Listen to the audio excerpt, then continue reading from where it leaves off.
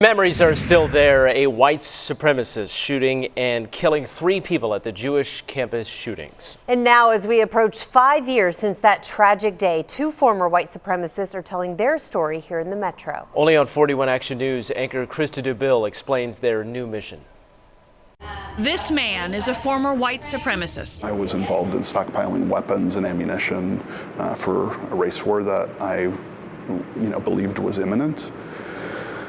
And I was ready to die for my race. This woman, too. You would take part in beating people? Yes. And hitting them? Yes. Were they on the ground? I mean, you have these visions. Yes. Yeah. And understanding now what that did to people, just beyond bodily harm. They both admit doing horrible things to other people. Did anybody die from anything that you did? I don't think so. I don't think so. Hurt seriously enough to be hospitalized? I never hung around long enough to find out. They now live with regret. And a new mission they spoke about tonight to a large audience in Kansas City. But why they are here might surprise most. Mindy Corporan's son Reet and dad William were killed by a gunman 5 years ago at the Jewish Community Center in Overland Park. The man who killed them was a white supremacist, yelling anti-Semitic slurs as police took him into custody. So it's hard to imagine what led Corporan to invite 2 former white supremacists to speak for the event she helped start. 3 people on 3 different occasions in just a few weeks mentioned perhaps she should consider their stories. And my whole body just cringes. I'm like, I don't know. She opened a web link a board member of her nonprofit sent her. I clicked the link and I watched and I listened and I cried.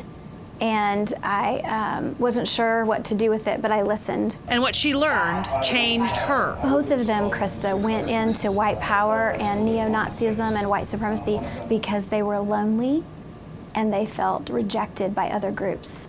And they went to that ideology because they were accepted.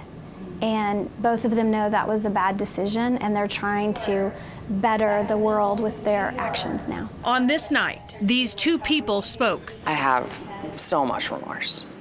I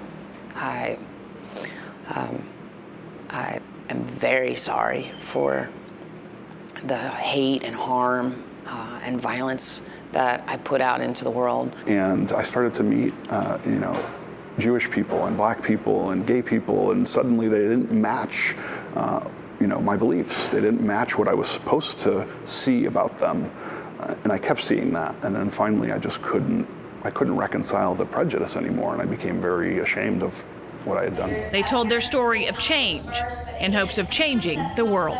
Mindy Corporan hopes that people learn from this. She said she learned that she was wrong about something. She'd always thought that hate like this was learned at a young age as people were being raised by their parents or grandparents. She said this taught her it's sometimes learned later in life. The 2 former white supremacists will speak again tomorrow at a business luncheon in downtown Kansas City for a fundraiser for Mindy's foundation. Krista Dubill, 41 Action News. Well, Corporan invited Shannon and Christian as part of her annual 7 days event. The week-long event focuses on a different theme every day to bring unity to the Metro. Tomorrow's theme is Connect. 14 local charities will host events to help you connect with your community.